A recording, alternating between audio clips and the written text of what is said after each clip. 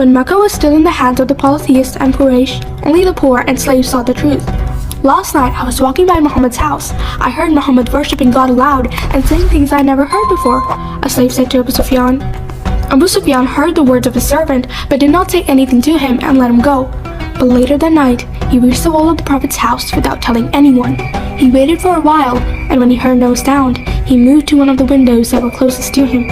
He climbed up and hid himself behind some pillows. The sky was full of stars and the moon was shining. Abu Sufyan was getting tired when suddenly he heard a voice. He said to himself, "Oh, it is the voice of Muhammad." He moved a little to hear his voice better. The Prophet was reciting verses from the Holy Quran, and Abu Sufyan forgot everything while he listened to the beautiful voice of the Prophet. Suddenly, he saw Abu Jahl come out of the darkness. Abu Sufyan said, "What are you doing here, Abu Jahl?" Abu Jahl laughed and said, "I see that you have come here as well. Let's leave before he finds out." They set out on the streets of Mecca.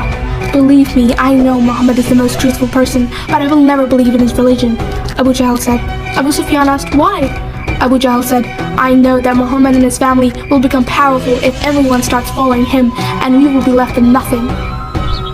Every day, the number of followers of Prophet Muhammad increased, and the polytheists felt more and more threatened, and therefore took every opportunity to torture the believers. The polytheists first began by torturing the slaves. They tortured and flogged any of the slaves who followed the religion of Prophet Muhammad.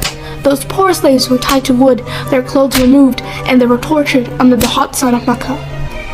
When the problem became worse, the Prophet told a group of his believers to leave Mecca and go to another land. The Prophet said, "The king of Abyssinia is called Najashi, and he is a righteous and just man. He will help you." The Prophet appointed Ja'far Tayyar as the leader of the group. Ja'far set the time for the move. There were 28 men in the group. Some came with their families. At midnight, the small band of followers started moving secretly.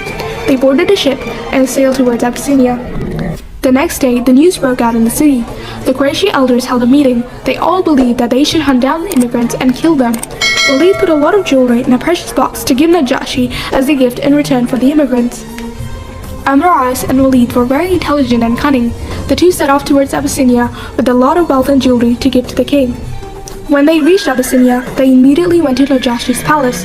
Walid presented and offered the precious jewelry box with respect. Amr As came forward and said, "O prudent king, we are the messengers and elders of Mecca. We have come to inform you that some rebels have escaped from Mecca and come to your country." "What? But those immigrants seem very nice to me," Najashi replied. Walid took the gift box in front of Najashi. He opened it and said with a smile, "These gifts have been sent to you by the noblemen of Mecca. Take them and give those immigrants to us."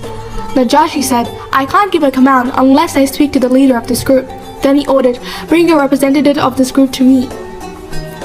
Ja'far Tayyar respectfully stood in front of Najashi and said hello. Najashi said, "Tell me who you are and what do you have to say against the messengers of your land?" Ja'far said, "We are neither slaves of these messengers, nor owe any debt to them. Ask them if you have shed any blood."